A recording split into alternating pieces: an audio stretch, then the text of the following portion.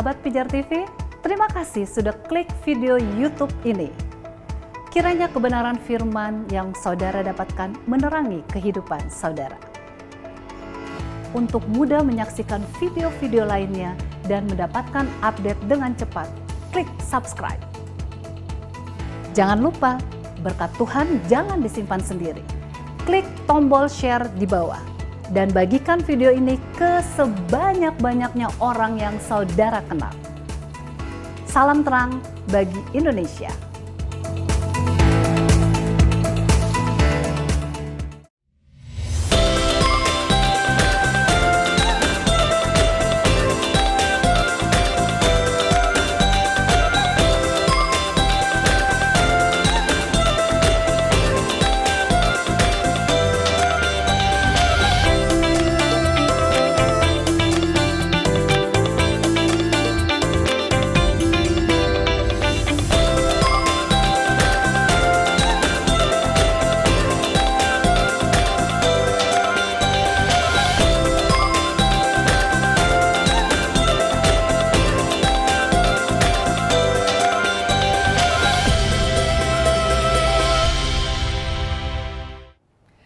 Shalom, salam sejahtera pemirsa Pijar TV dimanapun Anda berada.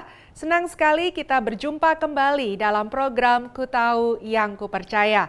Bagi Anda yang baru pertama kali bergabung dalam program acara ini, kami menyampaikan bahwa program ini mengajarkan kepada kita tentang dasar-dasar kekristenan. Dan saat ini kita sedang masuk dalam tema Kristologi. Dan sebentar hambanya akan menerangkan mengenai prosesi penderitaan Yesus, di mana sebelum ia naik ke atas kayu salib sudah ada banyak hal yang dia alami, di mana ia dicerca, ia dihina, bahkan dia diludahi dan mengalami pencambukan bagi tubuhnya. Nah, apa makna semua itu dalam kehidupan kita? Untuk itu setialah pemirsa, karena pastinya penjabaran hambanya akan memberkati kita sekalian. Informasi bagi Anda bahwa perekaman program ini dilaksanakan di Nusa Tenggara Timur, Kota Kupang, dan menjalankan protokol kesehatan tentunya, di mana seluruh kru yang bertugas sudah menjalankan tes PCR dan swab antigen. Dan pemirsa, kami juga berterima kasih pada kesempatan ini di mana Anda setia menjadi partner donasi dalam program acara ini.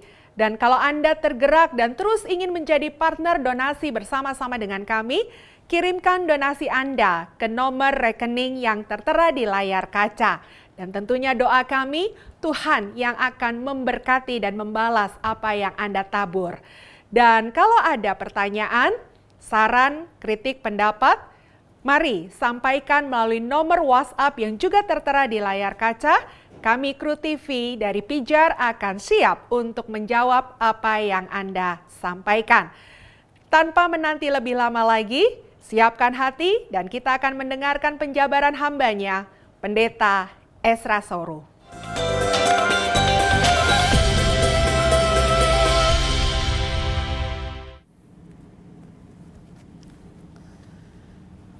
Shalom, salam sejahtera untuk semua pemirsa Pijar TV di mana saja berada. Puji Tuhan bahwa hari ini kita kembali ada dalam program Ku Tahu Yang Ku Percaya. Dan program Ku Tahu Yang Ku Percaya kali ini selama 20 atau 21 episode akan membahas secara khusus tentang Kristologi. Kristologi itu adalah doktrin tentang Kristus, membicarakan banyak hal tentang Yesus Kristus Tuhan kita. Karena itu, marilah kita mengikuti setiap episode dari program ini yang akan memperlengkapi kita untuk mendapatkan pemahaman Kristologi yang benar, yang dalam, untuk iman kita sendiri, tapi juga untuk pelayanan kita, untuk menjawab serangan-serangan terhadap iman kekristenan kita. Dan program kali ini, seri Kristologi, diproduksi dari Kota Kupang, NTT, dan masih dalam situasi pandemi. Tetapi semua kru, semua peserta yang ada, semua telah taat pada protokol kesehatan yang dianjurkan pemerintah dan telah di-swab dan PCR. Dan kami juga sadar bahwa program ini itu terlaksana atau bisa diproduksi sampai ke hadapan Bapak Ibu Saudara-saudara itu tidak terlepas dari dukungan berbagai pihak. termasuk dukungan dana. Dan karenanya kami mau berterima kasih untuk setiap saudara yang telah berdonasi sehingga dapat dipergunakan untuk memproduksi program Ku Tahu Yang Ku Percaya ini. Dan untuk kedepannya program-program seperti ini akan terus diproduksi, tapi membutuhkan pembiayaan yang tidak sedikit. Karena itu kami beri kesempatan kepada saudara yang mau ambil bagian dalam pelayanan ini. Saudara boleh berdonasi, ada nomor rekening di layar kaca saudara. Silakan saudara mengambil bagiannya, mengirimkan donasi saudara untuk bisa dipergunakan bagi produksi konten-konten yang baru. Dan apabila saudara mempunyai pertanyaan seputar iman Kristen, baik dari yang saya jelaskan nanti atau yang sudah saya jelaskan, atau pertanyaan seputar iman Kristen apa saja, saudara boleh mengajukan pertanyaan. Di layar kaca saudara ada nomor-nomor yang bisa dihubungi, silakan SMS, WA untuk kirimkan pertanyaan. Termasuk juga saudara yang membutuhkan dukungan doa, saudara bisa menghubungi nomor-nomor tersebut atau butuh konseling. Tim Pijar TV siap melayani saudara-saudara. Karena itu jangan ragu-ragu untuk hubungi nomor-nomor yang ada. Baik saudara terkasih, hari ini kita akan melanjutkan pelajaran kita tentang Kristologi, doktrin Kristus. Dan dari seri pertama pembahasan Kristologi kita sudah bahas banyak hal ya. Memahami nama-nama atau sebutan-sebutan untuk Yesus dalam perjanjian baru. Lalu kita sudah bahas tentang masalah kealahan Yesus. Lalu kemanusiaan Yesus. Lalu hubungan antara kealahan dan kemanusiaannya, pentingnya kealahan dan kemanusiaannya. Kita juga sudah bahas soal kesucian Kristus, inkarnasi Kristus, kelahiran Kristus dari perawan. Itu sudah kita bahas dalam episode-episode sebelumnya. Kalau saudara ketinggalan, saudara boleh mengikuti lagi program ini atau melihat lagi tayangan-tayangan Pijar TV sebelumnya untuk bisa dapat belajar dari sana. Dan hari ini kita pada episode ini akan mulai belajar soal penderitaan Tuhan Yesus. Kalau kita bicara soal penderitaan Tuhan Yesus, mayoritas orang hanya taunya Yesus menderita di kayu salib. Semua orang Kristen tahu, ya. Tapi mungkin satu hal yang tidak atau jarang diketahui oleh orang banyak atau bahkan orang Kristen sendiri pun adalah bahwa sebenarnya penderitaan Yesus itu bukan hanya di salib. Seluruh penderitaan Yesus sejak dari inkarnasi, sejak dia lahir dalam dunia ini, ya, itu sepanjang hidupnya sampai sebelum dia naik ke surga, bangkit dan naik ke surga, seluruhnya ini, hidup ini adalah penderitaan. Bahkan sejak dari dia hadir di dunia pertama kali saja itu sudah penderitaan. Karena apa? Ya, ini inkarnasi anak Allah, tapi lahirnya di tempat yang hina. Ya, itu sebenarnya sudah penderitaan. Sudah lahir di tempat hina lagi, belum dalam tanda petik belum bernapas lega sedikit, sudah dikejar lagi Raja Herodes lagi. Harus mengungsi sampai ke Mesir. Di sana lagi, balik lagi. Dan itu berarti bahwa dari cerita kelahiran saja sebenarnya kita sudah melihat ada penderitaan. Ya. Belum lagi dia dari surga yang mulia turun ke bumi. Itu sebenarnya penurunan yang luar biasa. Ya.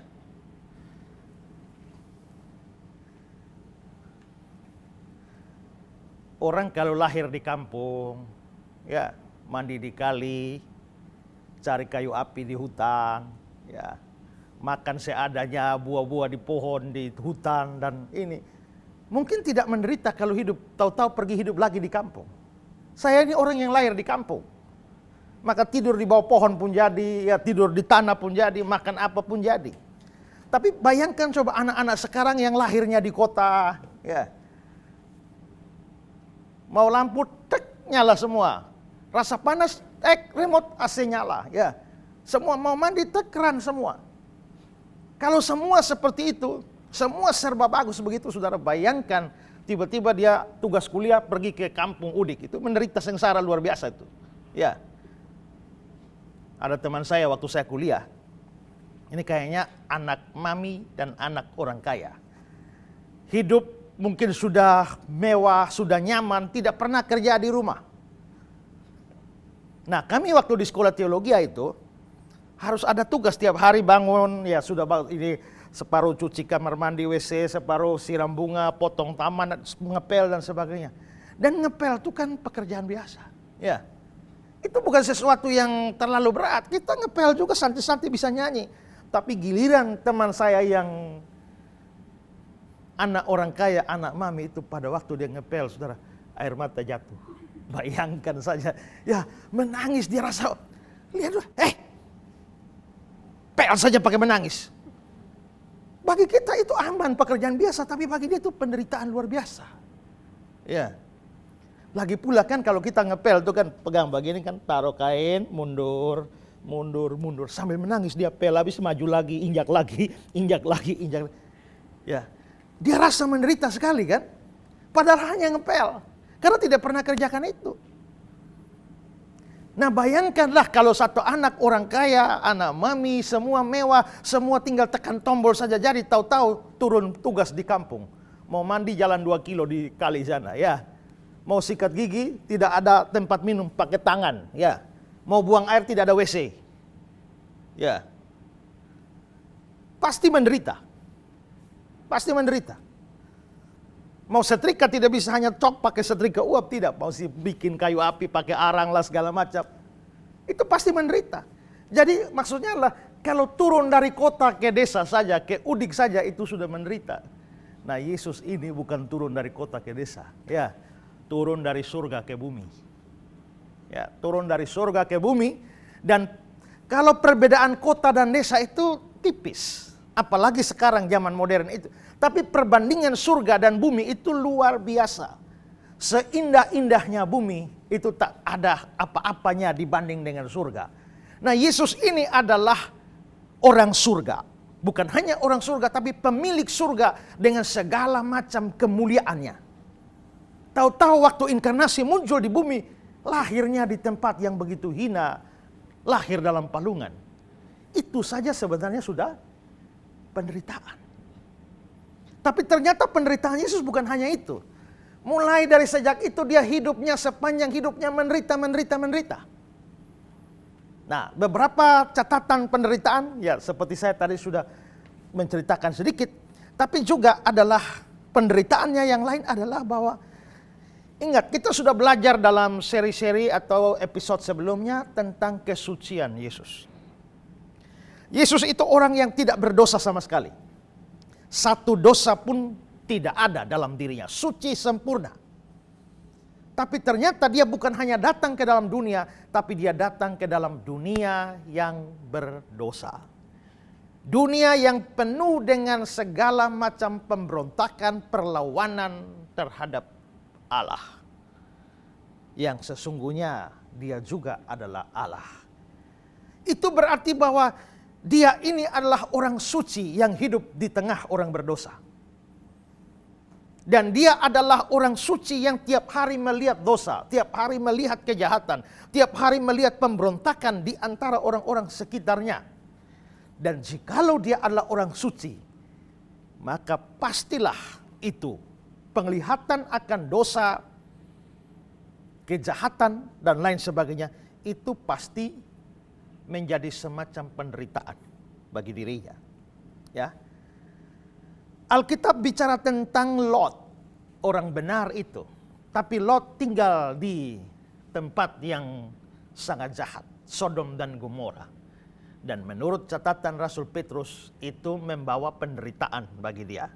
Coba lihat 2 Petrus 2 ayat 7 dan 8. Tetapi ia menyelamatkan Lot, orang yang benar yang terus-menerus menderita oleh cara hidup orang-orang yang tak mengenal hukum dan yang hanya mengikuti hawa nafsu mereka saja. Ya, jadi sabar ya. Dikatakan Lot orang benar, ya, terus-menerus menderita. Jadi Lot ini menderita terus. Kenapa dia menderita? Dia menderita karena apa? Cara hidup orang-orang yang tak mengenal hukum dan yang hanya mengikuti hawa nafsu mereka. Jadi tiap hari ini kan orang Sodom dan Gomora ini kan jahat-jahat ya. Tiap hari Lot lihat kejahatan ini, kejahatan itu, ini, sebentar pencurian, sebentar perampokan, pemerkosaan, apa segala macam. Padahal di Lot ini orang benar, orang percaya. Begitu dia lihat kejahatan di sekitarnya Sodom dan Gomora, dikatakan bahwa dia terus menerus menderita. Lalu lanjut ayat 8.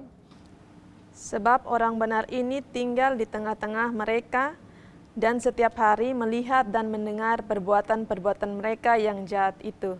Sehingga jiwanya yang benar itu tersiksa. Jiwanya yang benar tersiksa. Karena apa? Tiap hari melihat, tiap hari mendengar perbuatan jahat. Jiwanya yang benar itu tersiksa. Nah ini juga sebenarnya menarik ya, bahwa kalau kita betul-betul orang benar, ya kita melihat kejahatan di sekitar kita tuh pasti jiwa ini menderita ya. Kita ini lagi berjuang hidup takut akan Tuhan. Lihat pemabuk di sini ya. Berjuang tuh hidup, lihat perampok di sini, lihat pencuri di sini, pemfitnah di sini, segala macam kejahatan. Jiwa kita yang benar itu pasti menderita. Tapi kalau saudara tinggal dikelilingi oleh semua orang-orang berdosa yang penuh kejahatan, tapi ya aman-aman saja, nyaman-nyaman saja. Aneh ya, kok jiwamu tidak terganggu? Lot tiap hari melihat, mendengar kejahatan sekitarnya, jiwanya yang benar itu tersiksa. Pertanyaan kita, Lot dan Yesus ini mana lebih benar? Ya, mana tingkatan yang lebih? Ya jelas Yesus lah, ya kan? Tapi kalau orang semacam Lot saja sudah menderita melihat kejahatan, apalagi orang seperti Yesus. Lot itu jiwanya yang benar menderita. Apalagi Yesus, ini bukan soal jiwanya yang benar. Dia itu adalah Allah sendiri yang pemilik hukum. Dan itu berarti bahwa tiap hari dia melihat orang melanggar hukumnya. Maka pastilah jiwanya yang benar itu menderita. Ya. Selama 30-an tahun hidup di dunia ini, tiap hari dia hanya lihat kemunafikan, kejahatan, ya, motivasi yang buruk, baik terhadap dirinya, terhadap sesama manusia lain, itu mengakibatkan penderitaan. Ya. Pak Pendeta, Ya. saya mau bertanya, dalam Petrus 2 Petrus 2 pasal 7-8, tetapi ia menyelamatkan Lot, orang yang benar itu yang terus-menerus menderita, dengan cara hidup orang-orang yang tak mengenal hukum, Ya. dan yang terus mengikuti hawa nafsu mereka saja. Apakah Lot itu benar-benar tersiksa dengan kehidupan orang-orang di lembah Yordan? Lalu bagaimana dengan Kejadian pasal 19 ayat 7-8? Apakah kehidupannya seolah-olah menggambarkan bahwa Lot dan keluarganya hidup seperti mirip dengan orang-orang di Sodom dan Gomora? Ya, apakah benar jiwa Lot menderita? Ya, Alkitab bilang begitu kan, pasti benar. Kecuali kita mau mengatakan Alkitab bohong. Ya, jadi pastilah benar, jiwanya yang benar menderita. Tapi bagaimana dengan kasus Lot sendiri yang, ya, ini kan anak suruh lari keluar kan anak mantunya, calon anak mantunya kan tidak mau. Ya, akhirnya kan semua di bumi hanguskan. Lalu kita bisa lihat nanti Lotnya ini dipengaruhi oleh dua anak perempuannya untuk tidur dengan bapaknya. Ya, ini menunjukkan ya bahwa anak-anak Lot ini juga ikut bejat. Bagaimana dua anak ini bisa berpikir kasih mabuk bapaknya supaya bisa tidur dengan bapaknya supaya menghasilkan keturunan. Saya pikir-pikir, bayangkan, ini Lot kawin dengan anaknya, ya, kawin dengan anaknya supaya dapat keturunan, dapat anak. Siapa Lot bagi anaknya? Dan bagi siapa Lot bagi ini dan bagi ini? Misalnya Lot kawin dengan A ini anaknya, lalu punya anak B. Maka bagi si A, Lot itu ayahnya sekaligus suaminya. Maka kalau bikin sinetron bagus, ayahku suamiku, ya kan? Nah, ayahku suamiku. Tapi bagi B, B ini terhadap Lot, ini ayahnya, tapi sekaligus kakeknya. Iya kan? Ayahku, kakekku. Begitu ya. Nah, maka ini memang ini hubungan yang rusak ini. Kenapa dua anak Lot itu punya pikiran jahat seperti itu? Kemungkinan besar, dan menurut saya pasti ya, bahwa mereka terkontaminasi kehidupan bejat di Sodom, Gomora. Kita tahu kejahatan Sodom dan Gomora, ya homoseksual itu mulai dari sana. Ya, waktu malaikat mau pergi ke sana bilang, keluarkan orang-orang itu, kami mau pakai mereka. Ya, orang laki-laki, ini kan malaikat datang dalam rupa laki-laki. Orang laki-laki satu kampung Sodom kasih keluar itu orang itu. Kami mau pakai mereka. Zaman Lot itu sudah ada homoseks. Ya. Jadi kalau sampai sekarang ada LGBT sekarang ini, ya itu sebenarnya hanya dosa lama yang terus berulang sampai hari ini. Keluarkan, kami mau pakai. We have sex with them. Ya. Nah, kelihatan terpengaruh. Tapi kenapa Lot itu bisa terpengaruh? Ya, kok bisa dijebak oleh dua anaknya? Karena dia mabuk. Ya, dia mabuk, makanya dikasih minum oleh anak-anak yang mabuk supaya bisa hubungan seks. Nah, kalau begitu sebenarnya Lot ini bukan terlalu bejat sampai mau kawin dengan anaknya. Hanya dia melakukan itu karena lagi mabuk. Tapi kesalahan dia kok bisa mabuk? Ya karena dikasih minum, ya kenapa mau? Kalau memang jiwanya benar-benar menderita, kenapa mau mabuk? Sampai akhirnya terjebak seperti itu. Ini ya, bisa jadi dia memang lemah dalam urusan mabuk. Tapi itu tidak mengubah fakta bahwa dia memang adalah orang yang takut Tuhan sebenarnya, hanya punya kelemahan di situ. Ya, jadi tetap benar bahwa jiwanya yang benar itu menderita. Kita ini juga, kita orang percaya ya. Orang percaya mau menyenangkan Tuhan ya. Makanya kalau kita lihat kejahatan kita tidak suka. Hai, kenapa mesti maki-maki orang? Kenapa mesti benci orang? Kenapa mesti fitnah orang? Kita tidak suka hal itu. Kita tidak suka lihat kejahatan seperti itu. Tapi kita sendiri pernah buat kejahatan tidak? Pernah kan? Ya, bahkan sering lebih banyak dari Lot kan? Nah, jadi memang kita sendiri bisa buat kejahatan, tapi pada dasarnya kita tuh, mungkin itu kelemahan-kelemahan kita, tapi pada dasarnya kita tuh orang yang mau taat akan Tuhan. Ya, roh penurut tapi daging lemah. Tiap hari juga kita bilang, Tuhan hari ini berikanlah hamba-Mu kesabaran. Gitu. Maunya sabar. Pulang dari kantor lihat anak-anak sudah kasih bikin rumah sampai kayak kapal pecah, maki hancur itu anak-anak semua. Ya kan? Kita sebenarnya mau sabar. Sudah berdoa, Tuhan tolong berikan kesabaran. Sampai di jalan ini orang potong jalan dengan sepeda motor. Ini rasa-rasanya mau ambil linggis, pecahkan kepalanya. Maunya begitu. Tapi kenyataannya kita juga jatuh juga. Tapi itu tidak merubah fakta bahwa kita memang tidak suka melihat kejahatan. Ya, jadi terlepas dari kasus Lot, tetap benar bahwa jiwanya yang benar itu tersiksa. Lot orang yang bisa berdosa saja tersiksa oleh dosa-dosa yang ada. Apalagi Yesus yang tidak berdosa satu pun, pasti dia jauh lebih menderita dari Lot. Ya, oke. Nah, jadi Yesus menderita karena tiap hari melihat dosa kejahatan. Kedua adalah dia menderita karena dia taat kepada Bapaknya. Yesus datang ke dalam dunia ini membawa misi penebusan orang berdosa oleh Bapaknya. Ya. Dan dia harus taat kepada Bapa. Ketaatan kepada Bapa itu tidak bisa tidak menghasilkan sejenis penderitaan di dalam dirinya. Coba kita lihat Yohanes 3, 19-20. Yohanes pasal 3 ayat 19 dan 20. Dan inilah hukuman itu, terang telah datang ke dalam dunia, tetapi manusia lebih menyukai kegelapan daripada terang, sebab perbuatan-perbuatan mereka jahat. Ayat 20, sebab barang siapa berbuat jahat, membenci terang dan tidak datang kepada terang itu, supaya perbuatan-perbuatannya yang jahat itu tidak nampak.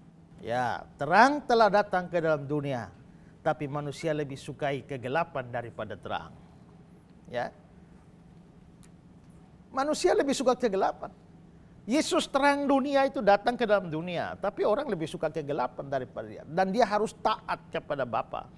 Di tengah-tengah begitu banyak orang yang tidak taat. Dan ada banyak ketaatan yang menyebabkan penderitaan. Kalau kita mau taat kepada Tuhan, kita bisa menderita karena ketaatan itu. Ya. Coba. Mulai sekarang saya mau taat Tuhan. Jadi orang jujur. Bohong pun tidak mau. Biar sedikit pun saya tidak mau bohong Tuhan. Bangun pagi berdoa begitu ya. Ya. Sampai di kantor, bos suruh belanja. Ya. Belanja barang kira-kira 100.000. Bos bilang bikin nota 200.000. Ya, bikin nota. Saudara bilang apa sama bos? Bos, barang 100.000. Bos jangan bikin 200.000. Itu namanya menipu bos. Itu bos berdosa. Berani begitu? Kalau berani kira-kira apa yang terjadi? Bos lu pulang sekarang dan besok tidak usah datang lagi. Mau jujur kan? Gara-gara mau jujur dipecat. Kita bilang Tuhan berikanlah hambamu keberanian untuk jujur. Bos bilang bikin nota 200.000 ya, siap bos. Ya kan? Mau taat, itu bisa mengakibatkan penderitaan. Padahal kita nih kadang-kadang taat, kadang-kadang tidak. Tapi Yesus itu orang yang taat 100%. Tidak ada kompromi. Nah, kalau mau taat seperti itu, bagaimana tidak menderita? Ya. Jadi kalau Yesus taat kepada kehendak Bapaknya, itu pasti membawa penderitaan tersendiri bagi dia. Selanjutnya juga Yesus menderita karena serangan setan. Kita bisa melihat bahwa setan itu menyerang Yesus. Terkenal di Alkitab dalam Matius 4 dan Lukas 4 itu pencobaan di padang gurun. Yesus puasa 40 hari. Habis itu iblis menggoda dia, ubah batu-batu jadi roti. Tapi dia berhasil menang. Buang diri dari hubungan bait Allah, dia menang juga. Sujud menyembah iblis, seluruh kerajaan dunia diberikan pada dia. Dia menang juga. Lalu Yesus usir iblisnya, lari. Apakah iblis lari dan tidak balik-balik lagi? Tidak. Salah satu hal yang bagus dari iblis itu ya. Iblis itu tidak mudah putus asa. Itu salah satu hal yang bagus dari beliau. Jangan pikir dia ini kalau mencoba ini gagal, coba ini gagal, coba ini gagal. Ya sudahlah, ini kayaknya orang ini nggak bisa dicobai lagi, jadi mundur. Tidak. Coba baca Lukas 4 ayat yang ke-13. Ini setelah iblis mencobai Yesus dan gagal ya. Lukas 4 ayat 13. Sesudah iblis mengakhiri semua pencobaan itu, ia mundur daripadanya dan menunggu waktu yang baik. Sesudah iblis mengakhiri semua pencobaan itu, ia mundur daripadanya dan pensiun. Begitu? Tidak. Iblis tidak pernah pensiun. Ya. Atau iblis mundur daripadanya dan cuti 1 tahun. Iblis mundur daripadanya dan cuti di luar tanggungan. Tidak. Saudara kerja boleh libur, iblis tidak pernah libur. Ada cutinya, ya, iblis tidak pernah cuti. Ya. Dia mundur daripadanya dan tunggu waktu yang baik. Tunggu waktu yang baik, ambil ancang-ancang, serang lagi. Serang lagi. Karena itu ini penting ya, kalau satu kali menang dari iblis jangan senang. Jangan sombong, ya. Kau kira iblis sudah mundur dan pensiun? Tidak. Dia mundur hanya ikut dan dia lihat kesempatan yang baik. Begitu dapat kesempatan serang lagi. Begitu dapat kesempatan serang lagi. Dan kita tahu bahwa Yesus mengalami serangan iblis ini hampir dalam sepanjang pelayanannya. Sebentar iblis pakai murid-muridnya, Ya, seperti Yudas Iskariot, sebentar dia pakai ahli Taurat, sebentar dia pakai orang-orang Farisi, orang-orang Saduki, orang banyak, semua dia pakai. Iblis pakai untuk menyerang Yesus. Saya kira tidak ada manusia di dunia ini yang paling banyak diserang seperti Yesus. Kenapa iblis mau serang Yesus segetol itu? Karena gini, kita kan sudah belajar, Yesus itu suci ya. Yesus tidak boleh berdosa satu kali pun tidak boleh. Karena kalau dia sampai berdosa satu kali, dia tidak bisa jadi juru selamat. Nah, iblis ini kan tidak mau manusia selamat. Jadi iblis pasti berusaha untuk menggagalkan rencana keselamatan. Dengan cara apa? Bikin Yesus berdosa satu saja. Kalau kita bisa bikin dia berdosa satu kali saja, maka keselamatan manusia tidak bisa terjadi. Juru selamat tidak bisa terjadi. Itu berarti bahwa iblis pasti mengerahkan panah-panah terbaiknya untuk hajar Yesus. Ya. Dan ini juga menunjukkan ya, kalau saudara dipakai Tuhan luar biasa, jangan mimpi bisa bebas dari iblis. Ya. Kalau kamu ini orang tidak penting dalam kerajaan Allah, sudah percaya Yesus tapi pemalas, suruh melayani juga tidak, kebaktian juga jarang-jarang gini, tidak terlalu penting untuk diserang iblis. Ya, tidak serang juga dia sudah model kayak begitu kan ya. Tapi kalau misalnya, wih ini melayani Tuhan sungguh-sungguh, dia kalau satu kali berkhotbah banyak orang bertobat ini, ya ini dia berdoa kuat, ini dia penginjilan kuat, ini ancaman, ini bahaya nih. Ini akan membahayakan kerajaan iblis. Semua iblis dari mana-mana, dari Alor, dari Rote, dari Semau, serang, ya kan? Serang. Maka mereka akan menyerang dia. Karena apa? Ini orang penting dalam kerajaan Allah. Makin penting saudara dalam kerajaan Allah, iblis akan makin menyerang saudara. Almarhum mantan presiden Gus Dur pernah bikin cerita begini. Satu hari ada perang, ya. Ini Amerika diserang oleh banyak negara dengan pesawat-pesawat tempur mereka. Lalu Rusia dengan pesawatnya siap menghantam Amerika. Lalu panglima perang Amerika bilang, pesawat Rusia datang, serang. Jatuh pesawat Rusia. Setelah pesawat Rusia jatuh, tiba-tiba datang serangan dari Jerman. Datang serangan dari Jerman, panglima Amerika bilang, pasukan dan pesawat Jerman datang, serang. Jatuh. Tiba-tiba ada beberapa pesawat datang lagi. Prajurit-prajurit Amerika sudah siap semua, siap serang. Tapi panglima tidak perintah, serang. Panglima santai-santai saja. Loh, kenapa? Lalu orang bertanya, kenapa panglima? Sudah ada pesawat itu mau serang. Mau serang kita, kok kita diam aja? Panglimanya bilang, tenang saja. Yang pertama tadi dari Rusia kita harus tembak jatuh. Dari Jerman kita harus tembak jatuh. Kalau yang ketiga ini dari Indonesia, tidak usah tembak, nanti dia jatuh sendiri. Artinya apa? Rusia itu bahaya, maka serang. Jerman itu bahaya, maka serang, jatuhkan. Tapi kalau Indonesia tidak usah, nanti dia jatuh sendiri. Artinya tidak usah serang, tidak bahaya. Ya, tidak bahaya, tidak cukup kuat. Jadi kalau semakin saudara itu gigih dalam pelayanan, semakin saudara berguna bagi kerajaan Tuhan. Jangan mimpi bebas dari serangan setan. Setan akan mengarahkan panah-panah api terbaiknya untuk menghancurkan orang-orang penting. Makin penting saudara, makin bahaya. Nah sekarang, siapakah orang yang paling berbahaya bagi iblis? Pasti Yesus. Tidak ada orang atau hamba Tuhan atau pelayan manapun yang lebih membahayakan kerajaan iblis daripada Yesus. Berarti Yesus ini musuh atau target nomor 1. Maka semua serangan diarahkan kepada dia. Iblis bisa datang langsung seperti di padang gurun. Tapi setelah itu dia mundur dan menunggu waktu yang baik. Dan dia pakai segala macam cara, pakai segala macam orang untuk menghancurkan Yesus. Bahkan keluarga Yesus sendiri pun dipakai. Dan ini tidak bisa tidak mengakibatkan Yesus menderita. Ya.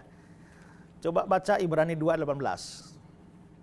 Ibrani 2 ayat 18, sebab oleh karena ia sendiri telah menderita karena pencobaan, maka ia dapat menolong mereka yang dicobai. Ya, ia sendiri telah menderita karena pencobaan. Berarti pencobaan iblis pasti bikin Yesus menderita. Ya. Selanjutnya Yesus juga menderita karena ketidakpercayaan atau kebencian orang-orang di sekitar dia. Ya, ini penderitaan. Coba baca Yohanes 1 ayat 10. Yohanes pasal 1 ayat 10, ia telah ada di dalam dunia dan dunia dijadikan olehnya, tetapi dunia tidak mengenalnya. Ya, dunia ini kan dijadikan oleh Yesus. Yesus kan mencipta dunia ini, Yohanes 1 ayat 3 kan? Yesuslah yang mencipta dunia ini. Dunia ini maksudnya orang-orang seluruh dunia ini. Tetapi dunia tidak mengenal dia. Ini sama seperti seorang anak. Ibu melahirkan seorang anak. Ibulah yang membuat anak itu lahir dan hidup di dunia ini. Tapi ternyata anak itu tidak kenal ibu. Ya. Ini kualat namanya. Ya, kualat namanya. Dunia sedang kualat kepada Yesus. Karena dialah yang menciptakan dunia. Tapi ternyata saat dia datang ke dalam dunia, dunia tidak mengenal dia. Mari kita lihat ini dalam skop ya. Skop yang besar. Dia datang ke dalam dunia. Tapi dunia tidak mengenal dia. Dunia yang besar tidak mengenal dia. Ya sudahlah, kalau dunia tidak mengenal dia tidak apa-apa, minimal Israel lah. Bangsa Israel kenal dia lah. Mau orang dari dunia yang lain tidak kenal dia tidak apa-apa, minimal bangsanya, umat Israel sendiri. Yang penting kenal dia, terima dia cukup. Yang lain tidak perlu, tidak apa-apa. Tapi apa yang terjadi? Coba baca ayat 11. Yohanes 1 ayat 11, ia datang kepada milik kepunyaannya, tetapi Dia datang kepada milik kepunyaannya. Milik kepunyaannya itu apa? Israel. Terus? Tetapi orang-orang kepunyaannya itu tidak menerimanya. Orang-orang kepunyaannya tidak menerimanya. Berarti bukan hanya dunia yang tidak kenal, Israel pun tidak menerima. Ya. Jadi ininya sudah tidak kenal. Ya, mudah-mudahan ini terima. Tapi ini pun tidak terima. Orang Israel, banyak orang Israel tidak terima Yesus. Sampai hari ini, kalau saudara pergi ke Israel pun, cari orang percaya Yesus itu sangat sedikit. Ya. Di Israel sekarang, orang agama Yahudi paling besar. Nomor 2 Islam. Kristen lebih sedikit. Cari orang Kristen susah di Israel sekarang. Pada zaman Yesus bahkan orang-orang Israel bukan hanya kalau hanya tidak terima baik, tapi sudah tidak terima lagi, mereka membuat kata-kata yang menyakitkan hati. Lihat Yohanes 10, 19-20. Yohanes 10 ayat 19 sampai 20. Maka timbullah pula pertentangan di antara orang-orang Yahudi karena perkataan itu. Banyak di antara mereka berkata, ia kerasukan setan dan gila. Ia kerasukan setan dan gila. Coba kalau tidak terima diam-diam sudahlah ya. Kalau aku nembak kamu, I love you. Ya kalau tolak ya sudah, minta maaf kakak, saya sudah punya pacar. Ya begitu saja, no problem, tolak. Tapi jangan pakai hina. Gendut begini mau dia lu apa? Ya kan? Hitam keriting begini. Ya tolaklah, tapi jangan pakai hina. Tolak saja sudah menyakitkan, apalagi hina. Nah ini, sudah tidak terima dia lagi, masih pakai bilang kerasukan setan dan gila lagi. Pikir-pikir kasihan Yesus ya. Tapi ya oke lah. Kalau satu bangsa Israel menolak dia nggak apa-apa. Minimal orang kampungnya ya. Kalau ya satu NTT ini nolak saya tidak apa-apa, yang penting orang NBD terima aja ya. Orang kampung saya terima, ya Nazaret lah. Kampungnya Yesus minimal terimalah. Tapi bagaimana reaksi orang satu kampungnya Yesus ini? Pada waktu Yesus ada kesempatan, dia pulang ke kampung. Kita lihat apa yang terjadi di sana. Matius 13, 54, 57. Matius pasal 13 ayat 54 sampai 57.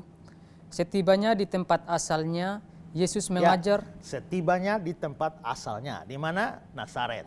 Karena Yesus orang Nazaret. Terus? Yesus mengajar orang-orang di situ di rumah ibadat mereka. Maka takjublah mereka dan berkata, dari mana diperolehnya hikmat itu dan kuasa untuk mengadakan mujizat-mujizat itu? Bukankah ia ini anak tukang kayu? Bukankah ibunya bernama Maria dan saudara-saudaranya Yakobus, Yusuf, Simon dan Yudas?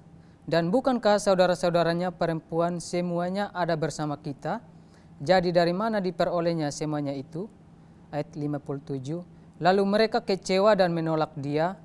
Maka Yesus berkata kepada mereka, seorang nabi dihormati di mana-mana kecuali di tempat asalnya sendiri dan di rumahnya. Mereka kecewa dan menolak dia. Sebenarnya mereka takjub, wah mujizatnya hebat, hikmatnya hebat. Begitu lihat, ini rumahnya, ini anaknya Om Usu yang tukang kayu di ujung jalan tuh. Ini kan anaknya Maria. Ini kan kakaknya Yakobus, Yusuf, Yoses. Saudara perempuannya ada dan mereka kecewa dan menolak dia. Seorang nabi dihormati di mana-mana, kata Yesus, di tempat asalnya sendiri tidak dihormati. Berarti rupanya orang kampungnya sendiri ya tolak juga. Kasihan ya. Tapi ya sudahlah, kalau memang orang kampung tolak, minimal keluarga ya. Minimal keluarga sendiri bisa terimalah. Rumpun keluarga terkait menerimanya, alhamdulillah ya. Tapi bagaimana reaksi keluarga Yesus? Yohanes 7 ayat 3 sampai 5. Yohanes 7 ayat 3 sampai 5. Maka kata saudara-saudara Yesus kepadanya. Ya, kata saudara-saudaranya ini yang ngomong ini saudara-saudaranya. Ya, mungkin adik-adiknya, keluarga-keluarga yang lain, ya. Terus? Berangkatlah dari sini dan pergi ke Yudea, supaya murid-muridmu juga melihat perbuatan-perbuatan yang engkau lakukan. Ayat yang keempat, sebab tidak seorang pun berbuat sesuatu di tempat tersembunyi, jika ia mau diakui di muka umum. Jadi sabar, kira-kira begini, Yesus, kalau lu mau terkenal jangan di sini, pergi di sana, omong di sana, ya. Dan katanya ini dengan nada mengejek ini ya. Terus? Jikalau engkau berbuat hal-hal yang demikian, tampakkanlah dirimu kepada dunia. Ya, tampakkan diri pada dunia, jangan di sini, ke sana, ngomong di sana. Ayat 5. Sebab saudara-saudaranya sendiri pun tidak percaya kepadanya. Saudara-saudaranya pun tidak percaya. Ya. Dunia sudah tidak kenal, Israel tolak, orang satu kampung juga tolak, keluarga tidak percaya. Coba kalau tidak percaya saja bagus. Ini masih mengeluarkan kata-kata kayak nada-nada menghina nih. Ya. Baca lagi Markus 3:21. Markus 3 ayat 21. Waktu kaum keluarganya mendengar hal itu, mereka datang hendak mengambil dia, sebab kata mereka ia tidak waras lagi. Dia tidak waras lagi. Berarti mereka anggap dia gila nih. Ya, ini keluarga keterlaluan ini. Berarti di keluarga juga dia gagal diterima oleh mereka. Tapi masih untung dia masih punya grup sendiri, punya 12 murid yang hidup sama-sama dengan dia. Ya, harapannya adalah 12 murid ini. Ini agak baik. Karena apa? Karena dia pilih mereka, mereka percaya kepada dia, dan dia hidup bersama-sama mereka, melayani bersama-sama mereka. Tapi rupanya tidak semuanya begitu, jalan dengan mulus. Ada satu yang omong besar, tapi ternyata menyangkal 3 kali. Ya, aku tidak kenal orang itu. Bayangkan, 3 tahun makan, minum, tidur, bangun, jalan-jalan kemana saja dengan Yesus. Pada saat yang sangat kritis, di mana Yesus akan menderita. Aku tidak kenal orang itu. Ya.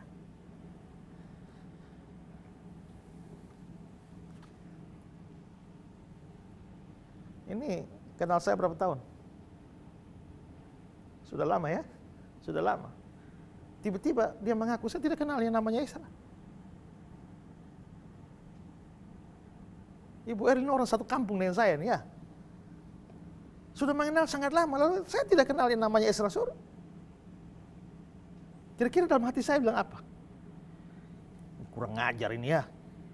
Kita sama-sama dari dulu main layang-layang bersama ya kan. Main sikidoka gala asing sama-sama ya. Sekarang aku tidak kenal. Pakai acara sumpah lagi. Sumpah aku tidak kenal orang itu. Padahal sebelumnya Petrus bilang, sekalipun mereka semua tergoncang imannya, aku sekali-kali tidak. Hanya seorang perempuan tanya dia, langsung menyangkal. Ada 12 murid Yesus. Satu orang menyangkal. Tapi masih ada lagi lebih jahat. Yaitu, pergi jual gurunya dengan 30 keping perak. 30 keping perak itu harga jual. Kan dulu kan ada namanya perbudakan, itu ada pasar budak. Ya. Ini misalnya ini orang-orang dijual, saya bisa pergi beli untuk jadi budak saya. Nah, rata-rata harga normal budak itu adalah 30 keping perak. Jadi kalau sampai Yudas jual Yesus dengan 30 keping perak, itu dia jual Yesus dengan harga budak.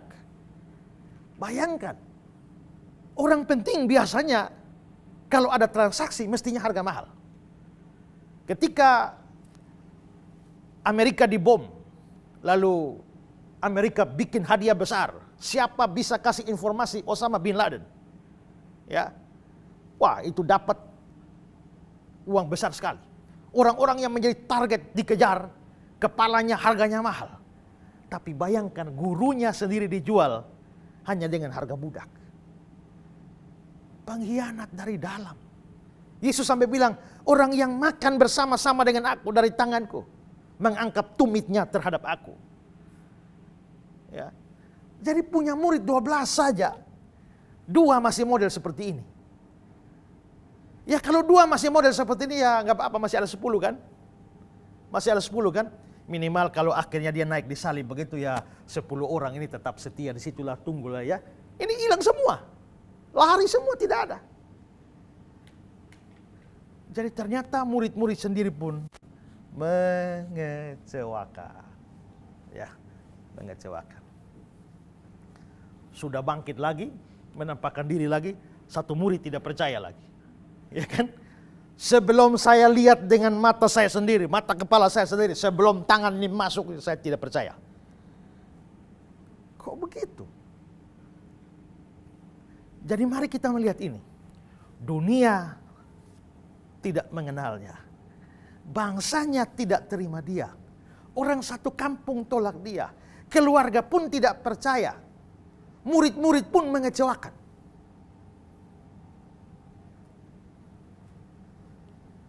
Kalau kamu yang alami begitu, kira-kira keputusan mau apa? Pergi terjun dari jembatan Liliba, ya kan? Ya.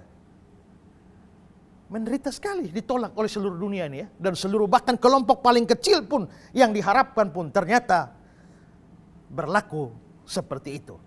Ini membuat Yesus itu menjadi orang yang sebenarnya sendiri.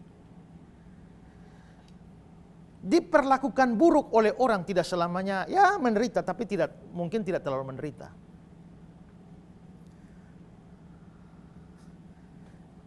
Kalau jalan-jalan ketemu Ibu Erlin di pasar, tiba-tiba kita anggap saja kita dua tidak kenal. Tiba-tiba terjadi masalah, lalu ibu maki saya. Ya, ibu maki saya ya mungkin saya marah, tapi ya sudah tidak kenal juga kok. Tapi kalau saya pulang rumah buka pintu baru istri yang maki, kira-kira bagaimana? Kalau orang tidak dikenal bikin jahat itu tidak masalah. Tapi kalau orang yang disayang yang bikin, sudah cinta kamu 7 tahun baru kamu bikin begini ya. Berarti semakin cinta dan dikhianati itu semakin sakit. Nah masalahnya Yesus ini mencintai dunia ini. Dia mencintai orang-orang sekampungnya, dia mencintai keluarganya, dia mencintai lebih-lebih murid-muridnya. Tapi mereka ternyata berbuat seperti itu, mengkhianatinya, menjualnya, menyangkalinya. hilang pada saat dia butuhkan. Kalau waktu bikin roti, 5 roti dan 2 ikan, makan rame-rame, semua murid lengkap ya. Giliran makan dan enak-enak, ada mujizat lengkap semua. Giliran naik ke salib, hilang semua. Kasihan banget ya. Ya, tapi itulah yang dialami oleh Yesus. Menderita seumur hidupnya. Ya. Kalau kita lihat ini, tadi saya bilang, mulai dari lahir sudah menderita. Tapi penderitaannya bukan merata ya. Dia menderita, makin lama ini makin naik ini penderitaannya. Makin lama makin hebat. Makin hebat. Nah, puncak penderitaannya nanti di kayu salib. Saudara pemirsa di rumah, kalau sementara saya menjelaskan seperti ini dan saudara punya pertanyaan seputar apa yang dijelaskan ini, jangan ragu-ragu, silakan ajukan pertanyaan saudara ke nomor yang tertera di layar kaca Anda. Demikian juga yang membutuhkan dukungan doa atau juga konseling, tim Pijar TV siap melayani Anda. Ya. Nah, setelah melihat penderitaan Yesus, mulai dari dia lahir dan nanti sampai disalib. Sekarang kita secara khusus mau bicara soal momen penderitaan Yesus disalib ya. Tapi saya masih mau bagi lagi. Ada penderitaan prasalib. Prasalibnya maksudnya sebelum salib. Tadi juga semua itu prasalib, tapi maksud saya ini prasalib ini yang lebih dekat lagi. Sesaat sebelum Yesus disalibkan. Itu penderitaannya makin hebat. Nah, kita bisa lihat mulai dari Taman Getsemani. Karena kita tahu sesaat sebelum Yesus diadili, dia sempat pergi ke Taman Getsemani dan dia berdoa di sana. Ya, dia berdoa di sana. Dan pada waktu dia berdoa, terjadi sesuatu yang luar biasa. Tidak dicatat dalam Injil lain, tapi dicatat dalam Injil Lukas. Gimana Lukas mencatatnya? Lukas 22 ayat 44. Lukas pasal 22 ayat 44. Ia sangat ketakutan dan makin bersungguh-sungguh berdoa. Peluhnya menjadi seperti titik-titik darah yang bertetesan ke tanah. Dia sangat ketakutan, makin sungguh-sungguh berdoa. Peluhnya, keringatnya menjadi seperti titik-titik darah. Keringat darah. Pernah berdoa sungguh-sungguh? Pernah? Sampai keluar darah? Tidak kan? Ya kan? Pernah takut? Pernah. Pernah takut sampai keluar darah dari keringat? Tidak pernah. Gara-gara itu maka ada orang-orang liberal yang menganggap, ini kayaknya hanya omong kosong saja ya. Ini hanya imajinasi Lukas saja. Tapi sebenarnya tidak. Ini sesuatu yang betul-betul terjadi dan dikonfirmasi oleh ilmu medis modern. Dalam dunia medis, gejala ini dikenal sebagai hematidrosis. Ya. Nah, apa itu hematidrosis? Saya kasih pendapat dari seorang namanya Alexander Matt-Harrell. Matt-Harrell bilang begini, ini adalah kondisi medis yang dikenal dengan nama hematidrosis. Memang langka, tapi kejadian ini disebabkan tekanan psikologis yang amat tinggi. Jadi begitu beban mental, begitu tinggi, yang terjadi pada saat itu adalah ketakutan yang amat sangat, menyebabkan ada cairan kimia keluar dari pembuluh darah, masuk ke dalam kelenjar keringat. Sebagai hasilnya, ada sedikit darah tercampur dalam kelenjar keringat, sehingga keringat yang keluar bercampur dengan darah. Ini keterangan medis. Ada lagi orang namanya Frederick Sugip. Ini juga orang medis. Dia bilang begini, walaupun kondisi medis seperti ini relatif jarang ada, kondisi ini luas diketahui dan telah banyak kasus seperti ini. Istilah klinisnya adalah hematidrosis. Sekitar kelenjar keringat ada banyak pembuluh darah berbentuk seperti jaring. Di bawah tekanan yang besar, pembuluh-pembuluh tersebut menyusut. Kemudian saat kegelisahan berlalu, pembuluh darah mengembang sampai ambang pecah. Darah mengalir masuk ke kelenjar keringat. Sementara kelenjar keringat menghasilkan banyak keringat, darah terdorong ke permukaan kulit, keluar sebagai tetesan darah. Ya. Jadi itu betul terjadi. Karena itulah Lukas tidak sedang berimajinasi. Itu betul-betul terjadi. Yesus ada dalam tekanan psikologis yang besar, takut. Takut apa kira-kira? Bukan takut mati. Karena memang dia datang ke dunia untuk mati. Dia bukan takut mati. Tapi dia kelihatannya takut akan murka Allah. Makanya dia bilang, ya Tuhan, ya Bapa, kalau boleh cawan ini lalu. Cawan itu cawan apa? Cawan murka Allah. Ngeri. Dalam bahasa seorang teolog dia bilang begini, Yesus kelihatannya di Getsemani itu dia sudah lihat tsunami murka Allah yang sedang datang dan akan menghantam dia beberapa saat lagi. Dan sebagai manusia normal seperti kita, dia mengalami kegentaran. Lalu ada seorang mengatakan ini, bayangkan, Yesus saja gentar terhadap murka Allah. Lalu kamu ini siapa? Sampai tidak gentar. Sampai ada orang bilang begini, kalau saya akan masuk neraka, ya sudahlah, saya akan masuk neraka, saya akan terima hukuman di neraka dengan lapang dada. Ngomong sombong kau ya. Kau masuk di lapang dada, saya jamin dadamu bolong. Ya, Yesus saja ketakutan terhadap murka Allah atas dosa. Apalagi kamu. Kamu ngomong begini, karena belum masuk neraka. Ya, nanti sampai masuk neraka menangis darah pun, itu masuk neraka itu bukan masuk sementara lalu bisa izin keluar beberapa saat. Masuk penjara itu bisa bayar penjaga saja keluar. Masuk neraka itu selama-lamanya. Tahu apa artinya selama-lamanya? Kekal. Apa itu kekal? Selama-lamanya. Apa itu selama-lamanya? Abadi. Apa itu abadi? Lestari. Lestari itu apa? Tidak pernah berujung. Ya. Jonathan Edwards, seorang pengkhotbah Amerika. Satu hari dia menyampaikan khotbah, sinner in the hand of an angry God. Orang berdosa di tangan Allah yang maha murka.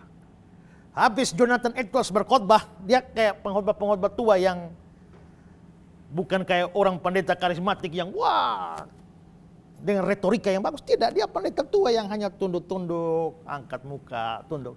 Tapi khotbah dia, sinner in the hand of an angry God, itu mengerikan sekali. Sampai begitu dia angkat muka habis khotbah, tidak ada jemaat di atas kursi lagi. Di mana? Semua sudah merayap di lantai, menangis. Ada yang sampai peluk tiang-tiang gereja karena takut sudah akan terlempar ke neraka. Memangnya dia khotbah apa? Dia bilang begini, kalau nanti kamu satu hari masuk neraka, misalnya kamu masuk neraka di sini, lalu kamu akan menjalani 1 tahun di neraka, 10 tahun, 100 tahun, 1000 tahun, 1 juta tahun di neraka. Kamu sudah 1 juta tahun di neraka dan menderita. Setelah 1 juta tahun di neraka, kamu mulai balik dan lihat sejak kapan kamu masuk neraka. Kamu lihat ke sana. Ternyata baru 1 titik. 1 juta tahun di neraka itu ternyata baru 1 titik. Lalu kamu balik lagi lihat sampai kapan. Ternyata kamu lihat ke sana. Garis tak berujung di sana. Bayangkan 1 juta tahun hanya 1 titik.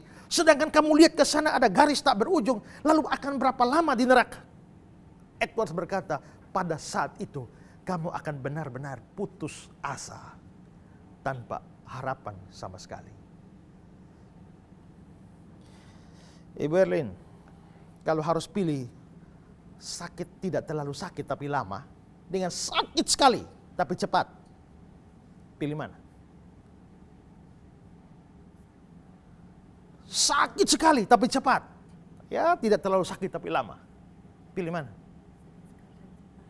Ya, sakit sekali tapi cepat, ya. Nah, tapi kalau masuk neraka itu sakit sekali, bukan cepat. Sudah sakit sekali, selama-lamanya lagi. Orang kalau sakit itu ada istirahat sedikit-sedikit kan lumayan ya. Kalau ibu-ibu yang pernah melahirkan, konon ceritanya, katanya wah mau melahirkan, wah sakit sekali. Tarik napas dulu, break sejenak. Ya, sakit sekali. Break sejenak. Sakit sekali tapi ada break-breaknya. Ya kan? Lumayan. Tapi bayangkan kalau sakit tanpa break. Tidak ada istirahat. Kalau masuk surga istirahat. Makanya waktu orang mati, orang percaya rest in peace. Tapi kalau masuk neraka, no rest in hell. Tidak ada istirahat di sana. Makanya kalau orang pemabok hidup jahat terus tahu naik motor tiba-tiba tabrakan mati, jangan bilang rip. Rip itu untuk yang pasti masuk surga, istirahat di surga. Kalau dia penjahat kelas besar, tidak percaya pada Yesus, tahu-tahu mati, kau bilang rip. Dia sedang no rest in hell. Ya. Jadi karena model seperti ini jangan ada orang sombong dan hebat. Saya akan lapang dada terima hukuman Yesus, hukuman Allah di neraka. Kamu pasti akan menangis sampai gila sekalipun. Tidak ada pertolongan sama sekali. Kalau Yesus, orang seperti Yesus saja ketakutan terhadap murka Allah, siapakah saya dan kamu yang bisa bertahan terhadap murka Allah? Ya. Ketakutan ini sampai akhirnya muncul hematidrosis, keluar darah dari keringat.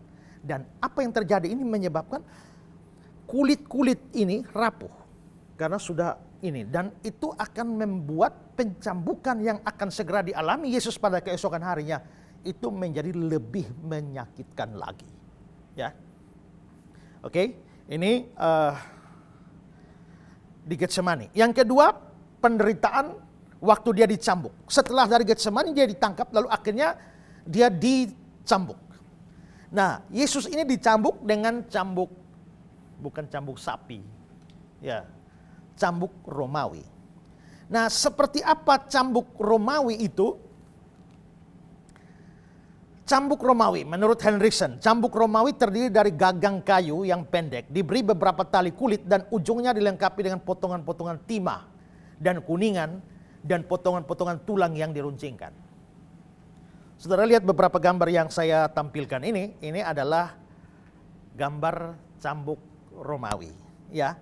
Saudara lihat ya, ada gagangnya, lalu ada beberapa ulir, dan di antara itu, dalam ulir-ulir itu ada dipasang tulang tajam.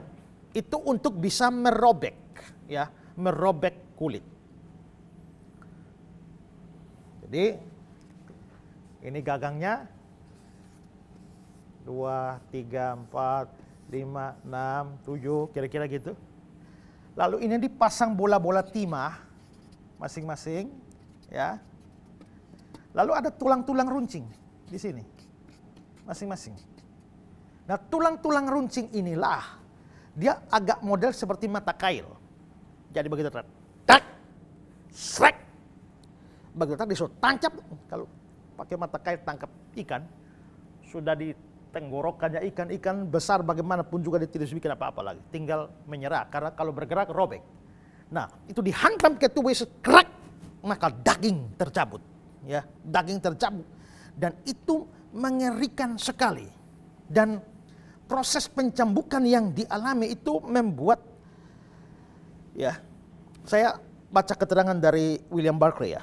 Dia bilang begini, pencambukan Romawi merupakan siksaan yang luar biasa. Si korban dilucuti pakaiannya, tangannya diikat di belakang dan diikat pada tiang dengan punggung yang membungkuk sehingga gampang dicambuk.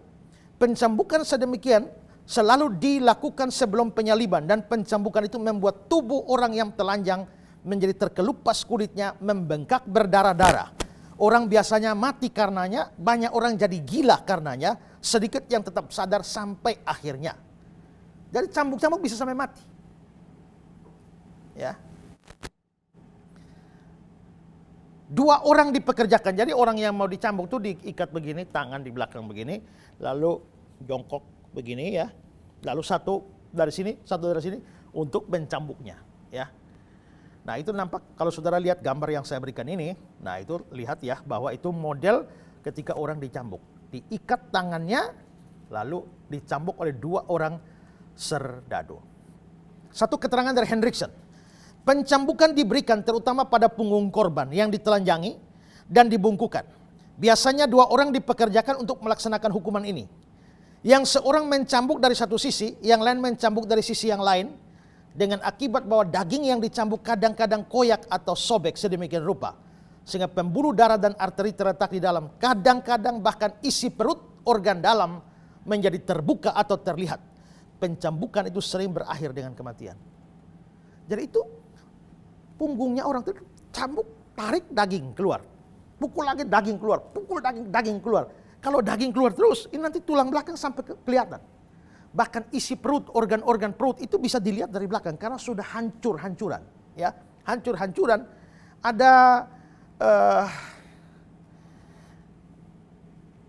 ahli yang lain, ya, Leon Morris, itu dia bilang bahwa dicabik-cabik dengan ini bisa sampai membuat punggung itu menjadi bubur. Ya, dipukul menjadi bubur.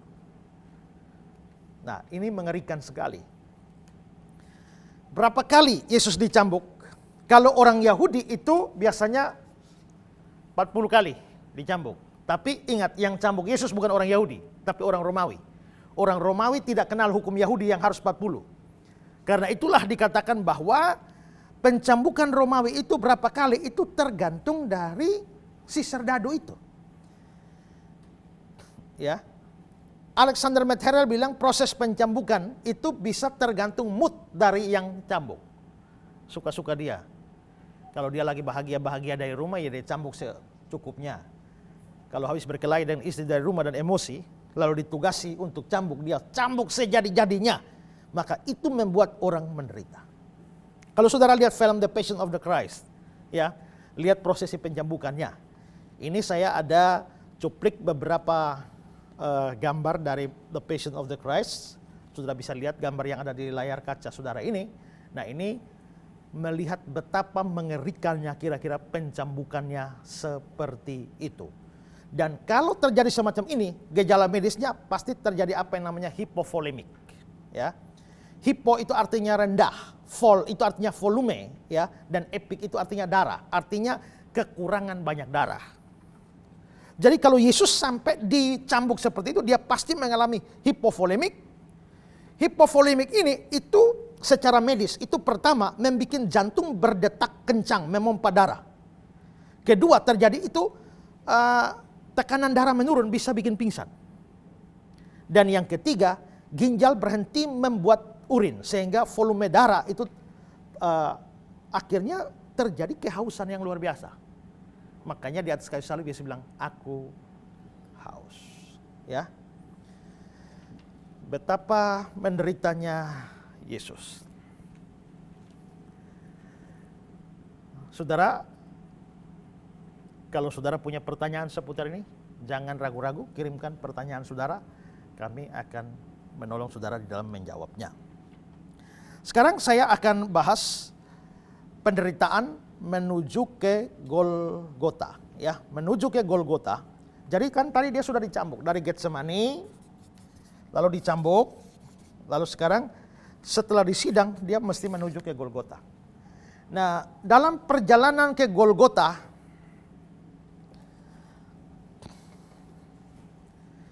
ini ingat bahwa tadi saya bilang dia dalam keadaan hipovolemik.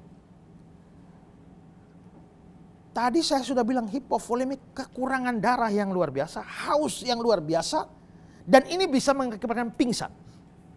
Nah, orang sudah dalam keadaan semacam ini baru disuruh pikul kayu salib. Saya jelaskan dulu ya, bahwa kayu salib itu kan gini, ada vertikalnya, ada horizontal. Yang vertikal itu biasa namanya patibulum. Sedangkan yang horizontal itu namanya stipe. Nah, kalau kita lihat di film-film atau di gambar-gambar, Yesus pikul salibnya ini langsung pikul salib begini ya. Sebenarnya tidak, dalam tradisi. Yang vertikal itu sudah tunggu di tempat eksekusi. Yang dipikul itu cuma yang horizontalnya. Tapi bagaimanapun juga itu cukup berat. Dan ingat, akibat pencambukan, punggung Yesus sudah luka hebat, sudah bolong-bolong, dan seperti bubur. Sekarang harus memikul kayu salib. Saudara jangan pikir bahwa kayu salib itu seperti yang kita lihat-lihat ya di aksesoris yang licin ya, di amplas, bagus rata, tidak. Kira-kira kayu salib itu seperti lagu tua itu ya. Sepotong kayu kasar, tanda dosa dunia. Sepotong kayu kasar, yaitu kayu dari hutan. Prajurit Romawi tidak punya waktu yang ini supaya dipotong rata, dikasih amplas supaya halus. Tidak, ini kayu kasar. Nah, punggungnya sudah jadi bubur. Dan dia harus memikul lagi kayu kasar seperti itu. Dan kalau orang mau disalib, itu jangan pikir ruang sidangnya di sini. Mau disalib di sini langsung tinggal jalan sampai. Tidak. Tradisi di sana tidak. Misalnya ini ruang sidang. Saya mau disalib. Disalib di posisi ini. Tidak enak-enak tinggal pindah lalu disalib. Di sini tidak. Dengan salib yang besar itu saya mesti jalan memutar. Jadi jalan terus dari sini, singgah di sini, singgah di sini, singgah di sini, terus di sini lagi, di sini lagi, di sini, baru sampai tempat eksekusi. Itu aturannya. Kenapa aturannya? Ada dua tujuan. Orang Roma bikin begitu. Pertama, disuruh putar supaya begini. Kan misalnya saya dituduh membunuh, maka saya mau disalib. Di ruang sidang saya dibuktikan membunuh, saya akan disalib. Tapi dengan jalan jauh, mungkin ada saksi. Oh bukan Esra yang bunuh. Nah berarti saya bisa lolos. Atau yang kedua, tujuan yang kedua adalah sebagai peringatan. Waktu saudara lihat saya mau disalib, ini saya mau disalib orang Roma. Begitu lihat, itu pesan orang Roma, hati-hati. Jangan macam-macam dengan orang Roma. Kalau kalian macam-macam dengan orang Roma, nasibnya sama seperti orang ini, akan disalib. Jadi saudara, Yesus dari ruang sidang itu tidak langsung menuju Golgota. Mesti putar agak jauh. Ya, putar agak jauh. Baru dia sampai ke tempat eksekusi. Lebih dari 1 kilo, dia harus pikul kayu salib itu. Dalam kondisi hipovolemik. Kita saja yang tidak hipovolemik. Pikul barang seberat itu 1,6 kilo jaraknya. Itu sudah ini. Itulah sebabnya Yesus memang tidak kuat. Dia nyaris pingsan. Kalau dia sampai pingsan, eksekusi salib harus ditunda. Itulah sebabnya jangan sampai dia pingsan. Kalau dia terus pikul itu dia akan pingsan. Eksekusi batal. Karena itulah begitu Yesus dalam keadaan terhuyung-huyung hampir pingsan, mereka lihat ada Simon orang Kirene. Tarik dia, paksa dia, pikul salib Yesus. Makanya masuklah cerita Simon orang Kirene dalam Alkitab untuk menuju ke tempat eksekusi itu. Nah, jadi sebelum naik ke salib, Yesus sudah menderita di Getsemani, dicambuk, dan di dalam perjalanan menuju Golgota. Ya, itulah penderitaan yang Kristus alami sebelum penyaliban di puncak Golgota. Ada pertanyaan? Pak, saya mau bertanya. Ya. Tadi Pak Esra bilang bahwa ketaatan Yesus kepada Bapa membuat dia menderita. Berarti ada ketaatan yang membuat kita menderita. Ini yang saya bingung, Pak. Karena saya dengar khotbah-khotbah di gereja bahwa ketika kita taat kepada Allah, berarti kita mendapat berkat, Pak. Lalu kenapa Pak Esra bilang bahwa kita taat kepada Tuhan membuat kita menderita, Pak? Kita taat kepada Tuhan menderita. Tadi saya sudah contohkan ya. Tadi kalau mau jujur, ya sudah dapat pecat. Ketaatan yang memang tidak semua ketaatan itu membawa penderitaan. Tapi saya kira banyak ketaatan yang bisa mengakibatkan penderitaan. Pergilah, jadikanlah semua bangsa muridku. Suruh beritakan Injil, itu kan perintah. Kamu mau taat, taat. Waktu kamu taat perintah Tuhan, pergi. Orang bisa bunuh kamu gara-gara kamu beritakan Injil. Menderita kan? Orang bikin sengsara kamu. Orang aniaya kamu. Yesus sendiri bilang, aku mengutus kamu seperti domba di tengah-tengah serigala. Itu nyaman atau tidak? Ya. Itu tidak nyaman, itu bahaya. Dalam Kisah Rasul 1 ayat 8, kamu akan menerima kuasa kalau Roh Kudus turun ke atas kamu dan kamu akan menjadi saksiku di Yerusalem, Yudea, Samaria sampai ujung bumi. Kamu akan menjadi saksiku. Kata saksi itu dari bahasa Yunani martus. Dan martus itu ada hubungan dengan martir. Martir itu mati syahid. Jadi kalau mau jadi saksi harus siap mati syahid. Itu menderita. Ya, menderita.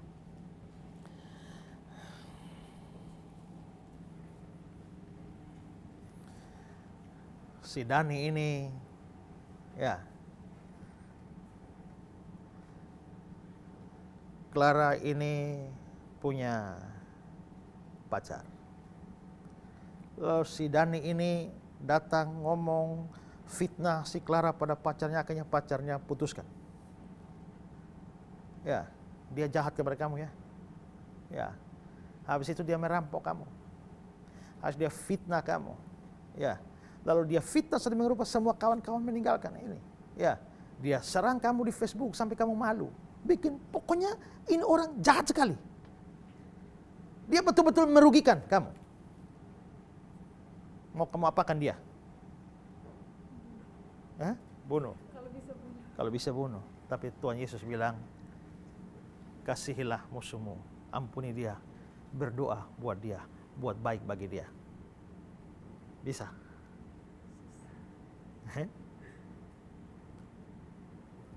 Rasanya susah ya. Rasanya mau tumbuk tapi Tuhan suruh mengampuni, ya kan? Susah. Menderita tidak? Menderita. Mau mengampuni orang jahat itu tidak mudah. Ya. Mengampuni orang jahat itu tidak mudah. Tapi saya harus taat mengampuni. Ya. Berarti waktu ini rasanya mau bunuh dia saya, tapi karena Tuhan mengampuni saya panggil Dani. Saya sebenarnya sudah rencana potong punya kepala. Ya. Tapi karena Tuhan Yesus suruh saya mengampuni, ya sudah. Saya terus terang saja rasanya tidak bisa. Tapi karena saya taat Tuhan Yesus, ya sudah saya ampuni kamu. Menderita? Menderita. Taat itu menderita. Ya. Lalu bagaimana dengan, tapi katanya taat diberkati. Ya memang, taat itu diberkati dengan taat itu menderita tidak harus dikontraskan. Bahwa kita taat, kita bisa menderita. Tapi kalau kita taat, kita walaupun menderita, tapi kita akan diberkati oleh Tuhan. Tapi diberkati itu kan tidak selamanya harus dapat duit. Diberkati itu tidak harusnya dapat kekayaan. Berkat itu macam-macam. Ya, berkat itu macam-macam. Ada berkat jasmani, ada berkat rohani. Ya, ada satu bapak yang tiap hari bangun, ajak keluarganya berdoa. Pagi berdoa, malam berdoa. Ya, berdoa. Tuhan berkati kami, pagi malam Tuhan berkati kami. Terus sampai satu hari dia punya anak protes. Dia bilang, Bapak, tiap hari Bapak nih berdoa suruh Tuhan berkati, kita berkati, pagi, siang, sore, malam Tuhan berkati. Tapi nyatanya kita hidup hanya biasa-biasa saja. Tidak tambah-tambah kaya juga. Dari dulu sampai sekarang hidup kita hanya begini-begini saja. Tapi Tuhan, Bapak minta Tuhan berkati terus. Lalu Bapaknya bilang begini, Nak, kita berdoa minta diberkati. Memang ini keluarga kita. Kita sudah berdoa Tuhan berkati, tapi tidak ada sesuatu dari luar masuk ke dalam keluarga kita. Kita minta diberkati, tidak ada yang masuk dari luar. Tapi tahukah kamu, sebenarnya Tuhan sudah berkati kita. Lalu wujud Tuhan berkati kita apa? Memang tidak ada dari luar masuk. Tapi Tuhan jaga kita sehingga apa yang sudah di dalam tidak keluar. Kan begitu kan? Ya. Coba, kalau Tuhan tidak berkati, misalnya ini contoh saja. Ini dalam hubungan dengan misalnya orang bilang, waduh, Tuhan bilang kan kasih persepuluhan. Gaji 1 juta, kasih persepuluhan 100 ribu. Berarti kamu hidup dengan berapa? Dengan 900 ribu. Saya ini hidup dengan 1 juta, saya sudah sengsara. Apalagi kasih persepuluhan 100 ribu, lagi tinggal hidup 900 ribu, tambah sengsara saya.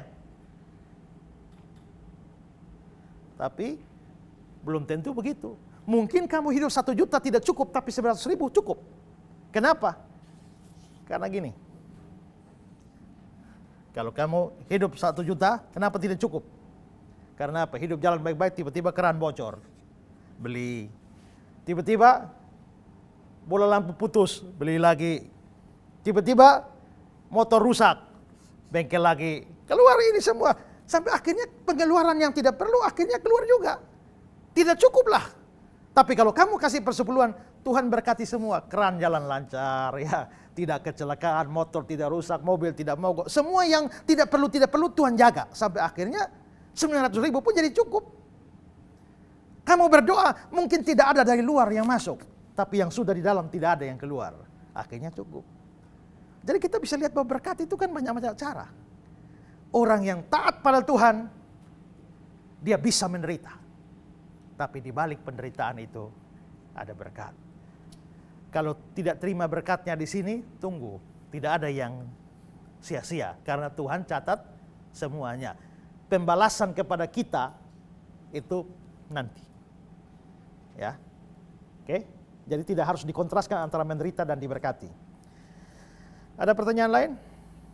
Pak Esra, saya ingin bertanya, dalam Ibrani pasal 2 ayat 18, sebab ia sendiri telah menderita karena pencobaan, maka ia dapat menolong mereka untuk dicobai. Apakah Tuhan Yesus sebagai Allah 100% dan manusia 100% perlu menderita dan dicobai, dan baru setelah itu menolong manusia ketika manusia dicobai? Ya begini, sebenarnya kalau hanya sekedar menolong, tentu bisa. Ya, tanpa dia menderita juga bisa menolong kita, kan dia Allah. Tetapi menolong dengan bersimpati, itu tidak bisa tidak. Harus pernah mengalami. Kita seringkali mendengar kata simpati. Ya, waduh saya simpati terhadap dia. Ya, simpati itu sebenarnya apa? Seringkali simpati itu kita mengertinya hanya sebagai kita tertarik. Ya, kita lihat ada cewek manis lewat depan, saya bersimpati. Pada apa artinya simpati? Simpati itu sebenarnya dari kata sin atau sun yang artinya bersama-sama. Lalu pati ini dari kata pasien. Apa itu pasien? Kalau saudara dengar kata pasien ingat apa? Orang sakit kan? Nah, orang sakit. Berarti pasien itu orang sakit. Sin itu bersama-sama, pasien itu sakit. Berarti simpasien bersama-sama sakit. Ya, turut merasakan sakitmu, ya kan? Nah, kalau Yesus mau menolong kita saja bisa tolong, tapi dia tidak bisa menolong sambil merasakan sakit kita kalau dia tidak pernah mengalami sakit. Ya. Kalau sekarang kamu kecewa karena apa? Aduh, saya ini ditolak oleh orang kampung saya. Dia menghibur kamu, tapi ingat, Yesus pun pernah ditolak oleh orang satu kampung. Kalau orang keluarga dalam rumah sendiri akhirnya maki-maki kamu, Yesus bisa menolong kamu dan dia mengerti perasaan kamu. Kenapa? Karena orang satu rumah pun pernah bilang dia tidak waras lagi. Ya. Kalau ibu pernah dikhianati oleh orang dekat, Yesus menghibur ibu, dia mengerti perasaan ibu. Kenapa? Karena dia sendiri pernah dikhianati orang dekat. Jadi kalau hanya sekedar menolong bisa, tapi menolong dengan rasa simpati. Ya. Waktu kamu putus cinta, stres rasanya. Ya. Lalu saya datang dan menasihati, adik, sudahlah. Wajarlah orang jatuh cinta. Lalu jawab saya, iya Pak, tapi masalahnya saya sangat cinta dia. Ya, masalahnya apa saja saya lakukan buat dia. Waktu dia tidak ada uang kuliah, hampir drop out, saya yang bayar dia punya uang kuliah. Ya, waktu dia tidak bisa bikin skripsi, saya yang bantu. Waktu dia punya mama masuk rumah sakit hampir mati, tidak ada, saya yang bantu. Pokoknya saya sudah lakukan. Ya, tapi sabar ada. Iya Pak, omong begitu karena Pak tidak pernah putus cinta. Saya mau bilang apa? Tapi kalau dia bilang, Pak omong begitu karena Pak tidak pernah putus cinta. Saya tanya, adik putus cinta berapa kali? Baru pertama, kakak sudah 7 kali. Ya, saya sudah 7 kali. Jadi tidak usah omong, rasanya putus cinta itu bagaimana? Kamu 1 kali, saya 7 kali. Itu akan jauh lebih bermanfaat bagi dia. Karena saya mengerti. Kalau kamu belum pernah mengalami kedukaan, papa mati, mama mati, kakak adik mati. Lalu orang punya bapak mama mati sekaligus, kamu hibur-hibur dia. Saya mengerti perasaan kamu. Bapak mama sudah mati? Belum, masih hidup. Berarti kamu tidak mengerti. Ya. Yesus mengalami semua penderitaan itu dulu. Bukan supaya dia menolong kita, tapi supaya dia menolong kita dengan rasa simpati. Dia mengerti bahasa tetesan air mata. Bagaimana dia bisa mengerti bahasa dan tetesan air mata kalau dia sendiri tidak pernah meneteskan air mata? Yesus pernah meneteskan air mata ketika Lazarus mati. Dia pergi dan dia menangis. Inilah uniknya Tuhan kita ya. Karena Tuhan kita tidak hanya di surga, tapi dia pernah datang di bumi dan merasakan kelemahan-kelemahan kita dan bersimpati kepada kita. Ya. Oke, ada lagi? Saya Pak. Ya. Oke baik Pak Esra, kalau boleh tahu salib Yesus itu terbuat dari kayu apa? Dan apakah pernah ditemukan sisa-sisa atau potongan dari salib Yesus itu? Tidak tahu. Alkitab tidak pernah kasih tahu kita salib Yesus dari kayu apa. Hanya memang saya pernah membaca ada tulisan-tulisan tertentu yang mengatakan salib Yesus itu terbuat dari kayu penaga. Ya. Kenapa mereka mengatakan salib Yesus itu dari kayu penaga? Karena mereka melihat kepada perjanjian lama, hampir barang-barang penting di dalam bait Allah itu dibuat dari kayu penaga. Misalnya tabut perjanjian itu dibuat dari kayu penaga, juga dengan kayu-kayu untuk mengangkutnya itu dari kayu penaga. Saudara bisa lihat di Keluaran 25 ayat 10 dan ayat-ayat selanjutnya. Nah, jadi kelihatannya kayu penaga itu kayu khusus yang dipakai untuk perabot-perabot bait Allah. Karena itulah mereka lalu menafsirkan, menarik dari sana bahwa itu berarti bahwa salib Yesus. Nah, kenapa bisa begitu? Ini biasa penganut pengajaran tabernakel. Mereka mengatakan begini, bahwa kalau melihat posisi ruang suci dan ruang maha suci di bait Allah itu ya, itu nanti ada tabut perjanjian di sini, lalu ada sesuatu lagi di sini, sesuatu lagi di sini, ada di sini, ada di sini. Barang-barang di ini. Jadi mereka lihat, oh ini kayaknya bentuk salib nih ya. Nah, karena ini dipakai kayu penaga, lalu mereka menarik ada bentuk salib di situ, lalu akhirnya mereka bilang kalau begitu salib Yesus itu dari kayu penaga. Tapi menurut saya itu hanya tafsiran yang tidak terlalu kuat ya, tidak terlalu kuat. Jadi menurut saya kita tidak tahu salib Yesus dibuat dari kayu apa dan tidak penting. Yang paling penting itu adalah dia disalib. Bukan salib dengan kayu apa, pohon apa. Mau salib dengan pohon tua kah, ya, pohon kelapa kah, tidak peduli, yang penting disalib. Memang ada juga yang mengatakan bahwa Ratu Helena itu pernah mendirikan gereja ya, yang mungkin sekarang dilihat sebagai The Holy Sepulchre Church, yang dipercaya sebagai tempat Yesus disalibkan, dan katanya menemukan potongan-potongan kayu salib yang asli. Tapi mau dapat potongan itu juga manfaatnya apa sebenarnya? Ya mungkin kalau dilelang bisa dapat duit banyak. Messi baru pindah dari Barcelona ke PSG, ya. Dan waktu perpisahan, karena sudah lama di Barcelona, waktu perpisahan Messi menangis, tisunya, air matanya, dia lap pakai tisu. Dia jalan, tisu lap, air matanya Messi dilelang sekian miliar. Wow, luar biasa ya. Itu Messi. Kalau adik menangis satu malam, ya, orang malah jijik dengan air mata kita, tapi ternyata beliau itu ya menangis saja sekian miliar. Itu Messi. Messi saja begitu, apalagi Mesias. Ya. Kalau sampai orang temukan betul-betul kayu asli, wah itu kalau lelang tuh mahal. Pernah heboh kan penemuan kain kafan Turin, ya, katanya kain kafan yang pernah membungkus tubuh Yesus di dalam kuburan. Itu juga heboh di Turin sana, ya, tapi historis apa tidak itu lain cerita lagi. Belum lagi ada pernah menemukan mahkota duri. Bahkan yang lebih heboh lagi, ini betul-betul dipercaya bahwa ada orang yang pernah menemukan potongan sayap malaikat Gabriel.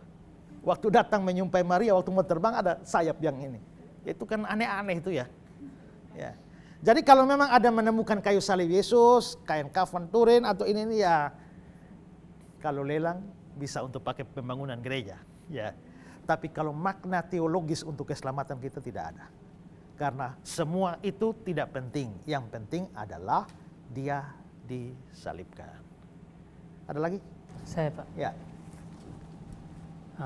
Dari gambaran yang ada yang sudah Pak tunjukkan tadi, penderitaan Yesus mulai dari Taman Getsemani hingga Bukit Golgota, bahkan sampai di atas kayu salib, terlihat bahwa Yesus sangat menderita. Yang ingin saya tanyakan Pak, mengapa harus begitu menderita? Kalau memang dia datang menebus kita lewat cara kematian, kenapa tidak langsung mati saja Pak? Kenapa harus begitu menderita, kematian dengan penderitaan yang hebat? Ya, upah dosa maut. Mati. Ya, kalau dia mati untuk mengganti kita, ya mati saja. Tidak usah pakai acara menderita-menderita ya. Tidak usah pakai disiksa lah, disalib ya. Kasih kanker satu-satu saja ya. Yesus mati ya. Itu mati terlalu enak. Ingat ya, bahwa mati itu tidak selamanya menderita. Bahkan kadang-kadang mati itu lebih baik daripada hidup yang menderita. Ya. Makanya itu orang-orang yang sudah sakit-sakit tidak mati-mati. Maka ada orang yang minta tolong dokter, tolong suntik mati saya. Ya kan? Eutanasia itu kan. Jadi artinya bagi dia, hidupnya menderita. Mati itu lebih enak. Jadi lebih baik mati saja daripada hidup menderita semacam ini. Jadi tidak selamanya mati itu menderita. Malah mati bisa baik. Makanya ada orang yang tidak tahan menderita hidup ini, lalu dia pikir lebih baik mati. Maka dia ambil baygon rasa stroberi. Ya, lalu bunuh diri. Jadi kalau Yesus hanya sekedar mati saja, ya bisa saja. Tapi ingat, masuk neraka itu kan menderita. Hukuman neraka itu kan hukuman penderitaan. Makanya digambarkan dengan simbol-simbol api yang panas. Lalu dikatakan di sana ada kegelapan yang paling gelap. Maka orang bertanya, Pak Pendeta, apakah benar di neraka itu ada api? Lalu saya bilang, maksud lu? Dia bilang begini, kan ada api, lautan api.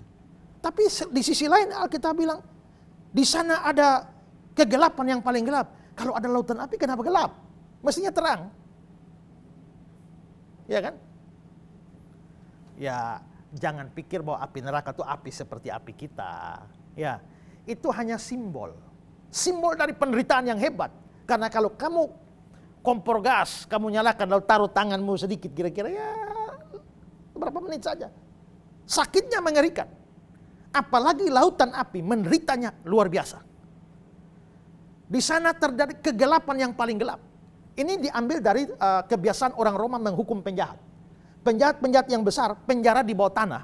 Penjara di bawah tanah yang mereka kasih masuk di penjara yang tidak lihat sinar sedikit pun. Ya, lihat tangan mereka sendiri pun tidak dapat lihat. Kasih masuk di penjara bawah tanah 1 tahun, keluar sudah gila. Ya, keluar gila. Maka neraka disebut sebagai kegelapan yang paling gelap, itu menderita. Belum lagi, di sana akan terdapat ratap dan kerta gigi. Maksudnya kerta gigi itu bagaimana? Ya, ada ahli yang menafsirkan bilang, kerta gigi itu artinya orangnya saking menderitanya marah kepada Allah yang menghukum dia. Ngih. Tapi ada penafsir lain bilang bukan marah, tapi dia lagi tahan sakit. Kalau kita saking tahan sakitnya gerta gigi. Lalu ada orang bilang begini, Pak, kalau orang menderita di neraka tuh ada gerta gigi, bagaimana kalau dia sudah ompong?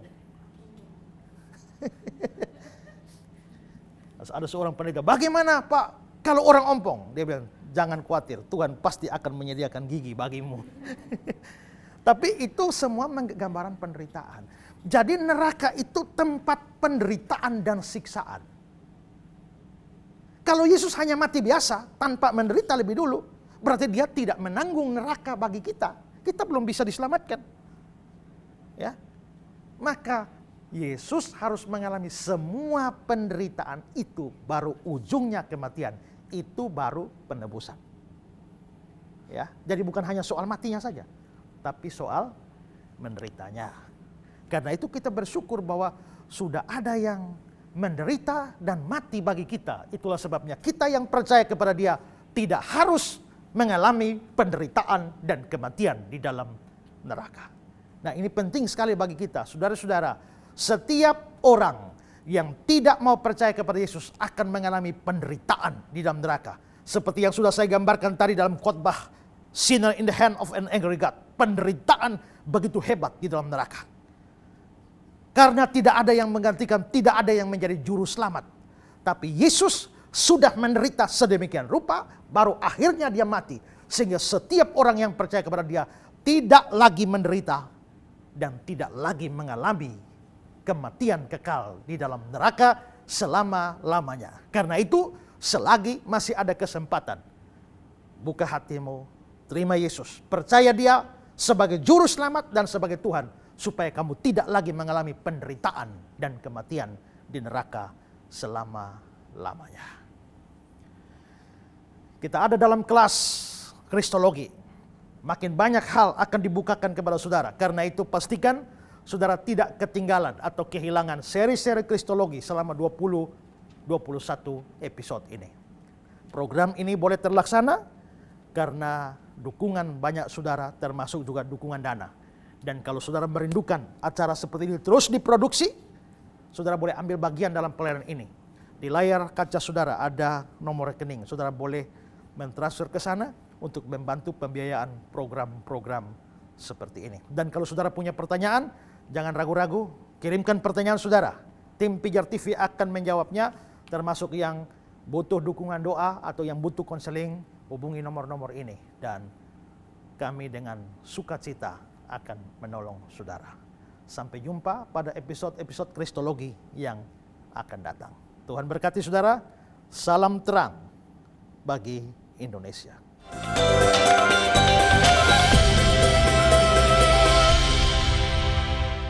Pemirsa, saya percaya Anda sudah diberkati dengan pengajaran yang hambanya sampaikan. Kita sudah memahami bagaimana tidak mudahnya apa yang dialami Yesus menjelang Dia naik ke atas kayu salib.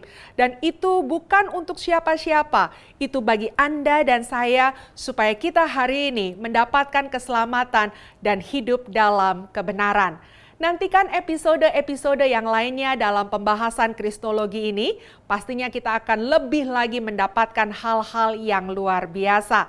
Untuk itu pemirsa Pijar TV, program ini dapat berjalan dengan baik oleh karena donasi yang diberikan untuk mendukungnya. Kami mengundang Anda sebagai partner donasi kami dengan mengirimkan donasinya ke nomor rekening yang tertera di layar kaca. Kami berterima kasih jika Anda sudah menjadi partner donasi kami. Dan selanjutnya, kalau Anda memiliki pertanyaan, saran, pendapat, atau bahkan kritikan berkaitan dengan program acara ini, tulis dan sampaikan ke nomor WhatsApp yang tertera di layar kaca dan kami akan siap untuk membalasnya. Saat ini hanya sampai di sini kebersamaan kita, tapi jangan khawatir, kami akan kembali lagi di episode-episode yang lainnya.